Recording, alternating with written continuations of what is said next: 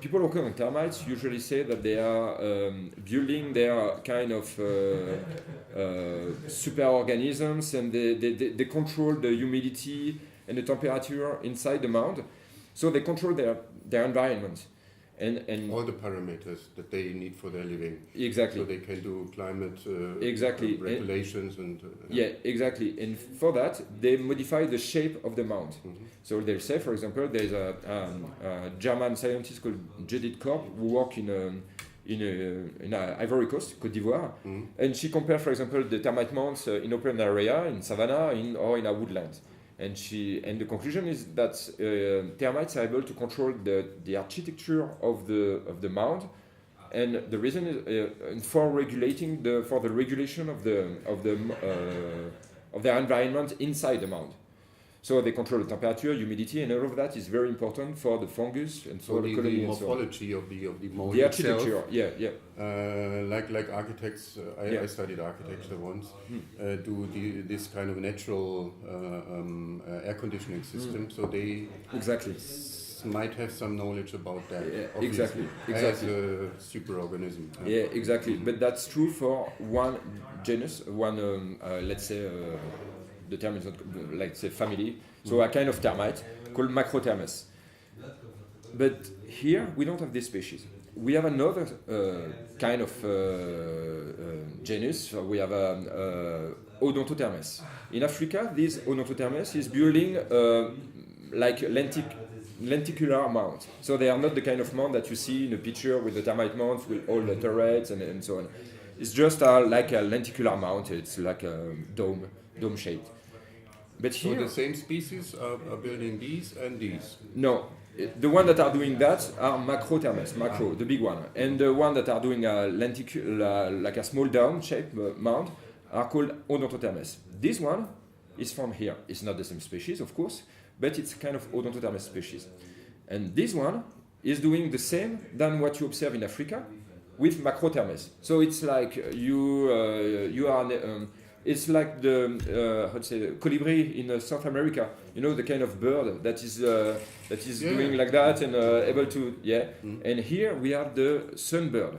Sunbird and colibri are two different birds, so they are not linked. They are not from the same family. They have no connection, but they evolved in the same way. They did a kind of not coevolution. They say.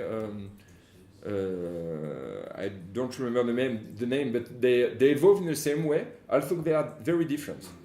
And in the same here, you have two different kind of termites, but the one that is doing dome-shaped in Africa evolved in the same way than the one that is doing the cathedral nests in Africa. And there is an explanation for all of that, but the fact is that you find here this cathedral shaped. They are not made by Macrothermes like in Africa, but by Odontothermes. But then here you observe different kind of shapes. In some soil that are very clay soil, but it's called feral soil. So in some environments, they will do this cathedral shaped. But if you go in a black soil, vertisoil, a soil that is cracks, is doing cracks, it's moving, swelling and shrinking like that. The shape is totally different. So I'm speaking about that because, in fact, the abundance of this termite doesn't like to be impacted by the soil. So you can imagine that the life cycle is not so different, but the shape is very different. So they change their type of... They change nothing. In fact, what I think is that it's an adaptation. And the shape is not so important as it is like for Macrothermes in Africa. We say that it regulates the climate and so on. So it doesn't work like that here. And so that's interesting to go to the field and to compare. If we have a long-term database, if we have an observatory that we know very well, then we are able to question and to have specific questions like this. So I saw there is a soil at your working place. Could we the window, isn't it? Or, could we bring it and talk about that? Or, yeah. Gleich hinterherlaufen.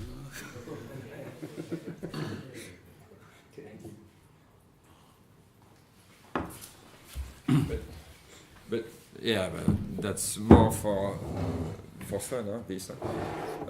It was just to measure the activity of termites, in fact. So we broke one part of the nest. We added cylinders like this and measured the. I take out the dust. and this has been done in just one day. By the termites. By the termites. Done in one day. They fill in. They fill in the same. It was a plastic glass. I put on the mount, and they totally fill in this in one night. In fact. Filling with what? Soil. Soil. They made it. They made it. Yeah. They collect the soil. So that's the kind of question you can ask also in an observatory. That where is the soil coming from? In Africa, people consider that the termites, if they are active, is because they are able to control the humidity. You don't have so, for example, the degradation of the degradation of the litter is made by organisms, by the sun, but also by microbes. If you don't have humidity, if you don't have the proper conditions, then you don't have microbes, you don't have degradation. So the one who are able to do the job are termites, because they are supposed to go until the water table, collect the humidity below ground, maybe until the water table, that can be very, very deep. Few meters. A few until 100 meters. 100 meters. Yeah. In Senegal, people consider that they found galleries until the water table that was about 100 meters. So very, very deep, and they bring the humidity that they need to remain active. While you don't ask microbes to go so deep, collect water, come back and feed on the litter. Earthworm won't do it, and so on. So only termites are able to do the job. So that was the point. So this soil might come from very deep soil layers, and then in terms of bioturbation. So they carry humid soil, not just water, and mix it with soil from above, which would be more clever, because they then carry pure H2O, H2O. But now they carry humid soil 100 meters up, maybe. In order to so in our watershed, the water table is at 30 meters deep, so it's still very deep, and that was the idea. So are termites able to go as deep during the dry season, to collect the humidity that they need? They transport it with the soil, and then this soil should reflect the origin of the soil then the humidity that has been collected by termites. It doesn't work like that. In fact, we use it's the same. So part of the job is also to work on the computer, to do some statistical analysis and so on. So, and we use some tests called PLSR. We use some tests. We characterize the properties of the soil, some properties of this soil. And at different soil layers, we collected the soil and we analyzed them. We identified the variables that are very accurate for understanding the origin of the soil. And then we plotted this in a kind of model. And then we arrived to the conclusion that this soil is in fact collected at 60 or 1 meter deep. Mm-hmm. So it's 60 centimeter to 1 meter deep. So it's not as deep as we think. So and all of that has been done also in this observatory, because we have access to the water table in this observatory, because we have access also to a database. So I could do some analysis by myself, but I could also go to the database from the observatory and collect data that have been analyzed by others, and then arrive to this model predicting the depth at which termites collected the soil. How do you put that data? I mean, you will have data sheets like Excel sheets where all the numbers are drawn into, and do you have some sample sheet that you exchange with your colleagues in order to look and how to read it and how to interpret it? So maybe you've got one available that we could just take and see. This measurement is done here, and this explains what, and this number stands for that, and I interpret it this way or that way. So that's not working like that. In fact, the database, some data are available in the computer or of the lab here. So I have access to this data because we are in this observatory. If you are coming from somewhere else, if you ask me, I'll give you the data, but you won't understand them because there is an history behind that, and so you need this information. So what do in my team, but also in the team working in the different observatories in Southeast Asia, they work on a database based on hydrology, and then they collected the data from the different watersheds in Asia, and they have some codes, and if you are outside of the system, you can go to this database and you'll understand easily what's behind the data. We don't have such approach with the soil. And the reason is, maybe that's a first critique that we can do to this kind of critical zone network, that it's made by hydrologists, geochemists, and right now it's very difficult for soil scientists, even soil ecologists, to be heard and to have the same to be on the table with this kind of people, and so we are struggling, in fact, to do the same, that they understand the interest, the importance of building the same approach that they do with hydrology, but with the soil. So this year we should have a kind of say someone will come from outside for 1 year or 2 years, and we'll try to build the same model. So all the data are in my computer or in the computer of someone else, and so on, to gather all this information and to build a database similar to what they do in hydrology. Of course, it won't be exactly the same shape and so on, because the questions are not exactly the same. But all this information that you mentioned, the coordinates, who collected the data, the rainfall in the environment, what kind of data, and all these informations are right now in different computers. So that's why we really need to merge it, to merge everything from your so that it fulfills your expectations and your perspective and your questions. Yeah? I think for my question it's done, but if you are, for example, that's something that I think is quite surprising, but there is information on the erosion. If you want to know in 2016 or 14 how much, what was the erosion of the amount of sediment in a watershed in Vietnam and so on, you'll get the information very easily. If you want to know the carbon content in a different, in the soil, in your watershed, there is no information. So I have started to do this job using the infrared reflectance spectroscopy, so a cheaper way to estimate kind of modeling for the estimation of the carbon stocks in the soil. So we have started to do the job in the different environments. And the job is done, but it's not for yourself. It's for the scientists will come maybe in some years. Let's say that in 5 years another ecologist come here. He'll have available the distribution of termite mounds, their size, he'll get a lot of. And if I had this information before, it would have been really incredible. So you're more thinking to the next future. Yeah, to the future, to the next generation of scientists who will come here or in Vietnam or in somewhere else. We'll get really. But how do you combine all this information and this data which are collected via causality, yes, with the other thing which you can perhaps call biosemiotic approach? And what does it mean for the termites? Yes, how René said we have to go into the skin or into the feelings or into the mind of the termites. We have to imagine ourselves in the animals. It's very anthropocentric, huh? Yes, but how do you? What do you have this question in some regard or not? Or just collecting data?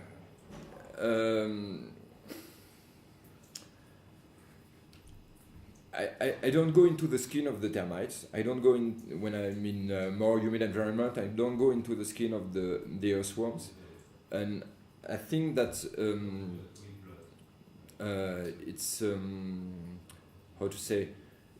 Yesterday, Friday, we spoke about the Umwelt concept, and the Umwelt concept. What I understood from the Umwelt concept is that the environment of termites is belonging to termites, and it's not available to me.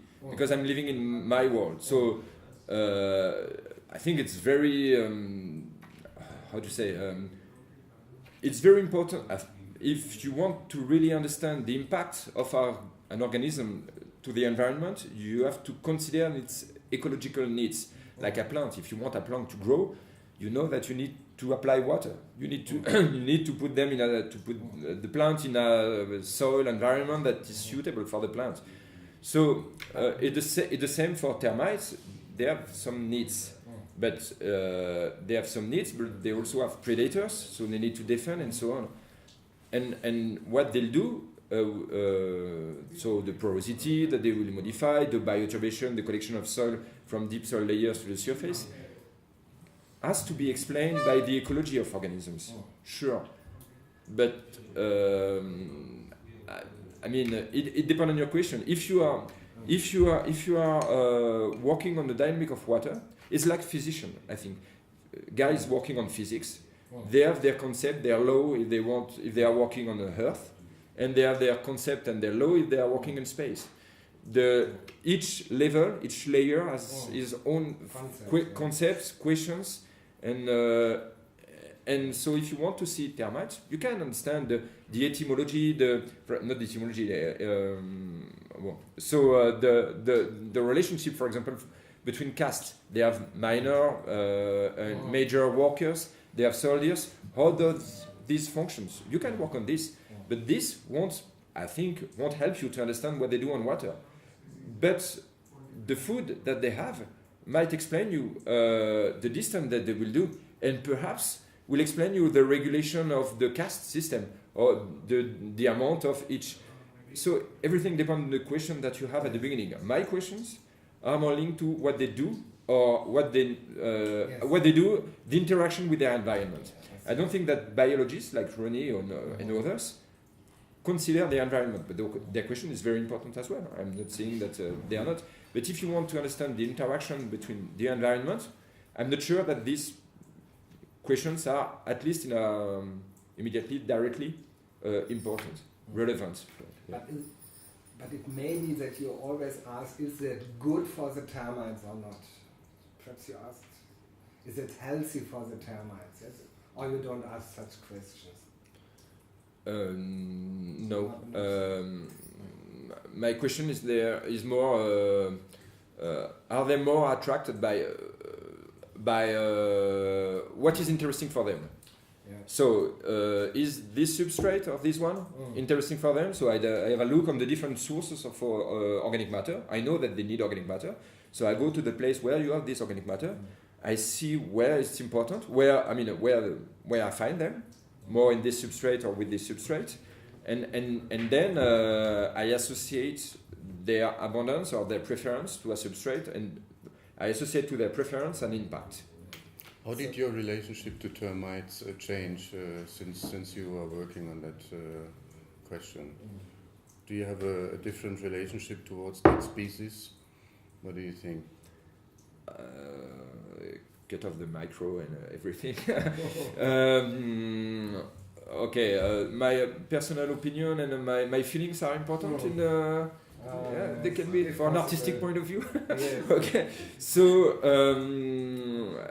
I think they are how to say first if you are far from your feelings, you have to observe that you have to realize that in an environment where you have litter, organic matter, the dynamic of many biochemical cycles and so on are influenced in a way or another by biological activity, and especially termites in dry environment.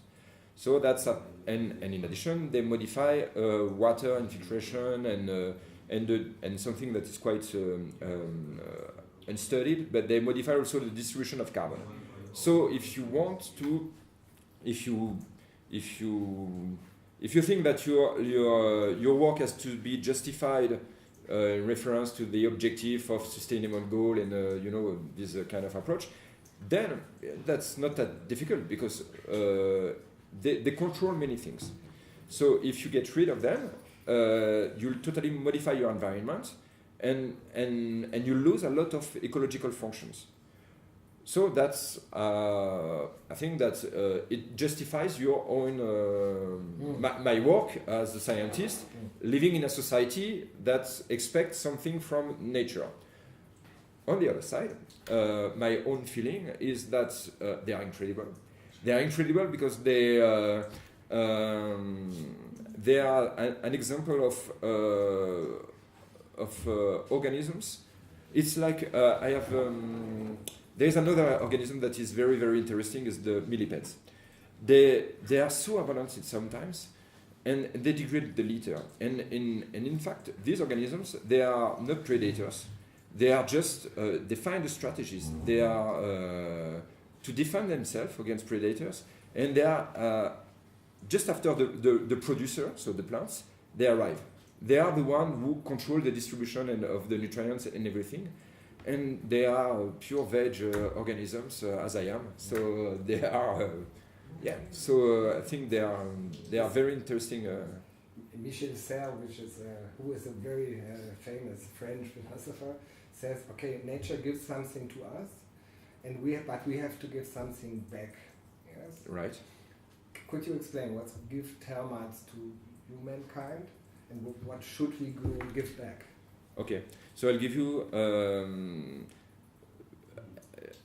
example, but at the same time I'd like to come back just to one point. We are, and maybe that's more a critique of, I think, how we, for example, in the paper of Lacour, from what I understood, that the critical zone finally used the word critical to make understand people that there are some links and needs, and that there is a feedback on human, on society, on the politics, on the geopolitics, and so on. And all the work of ecologists now is based on this. And all our societies is asking, so what do you do for society?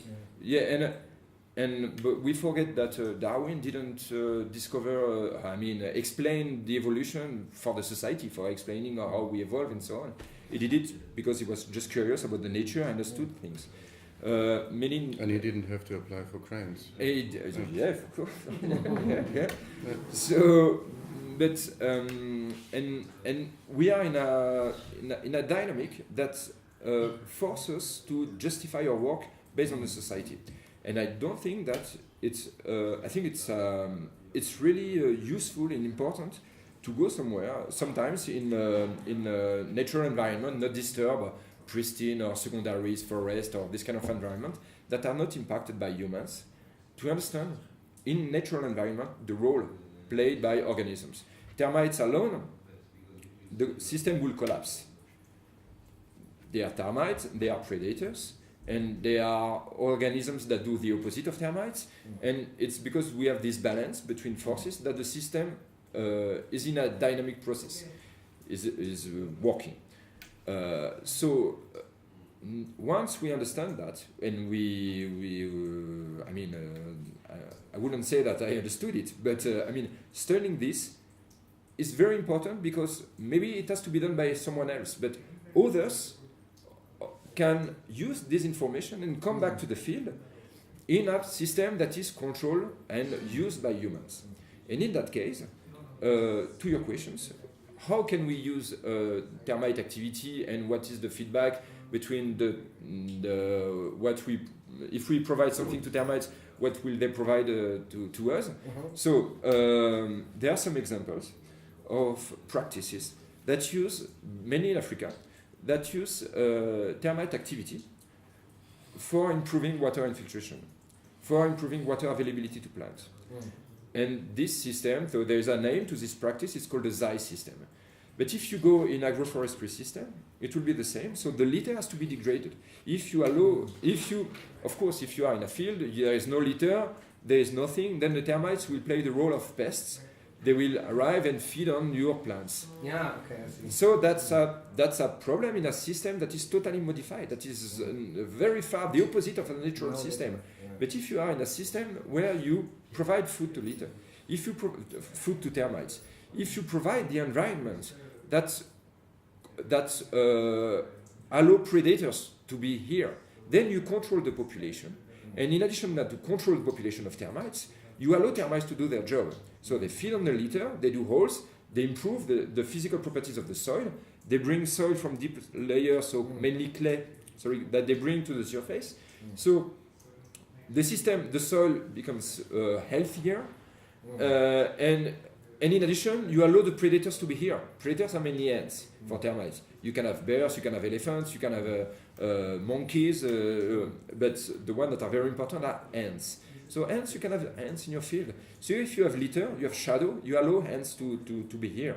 And then the predators here control the population, like that you don't have a burst of population.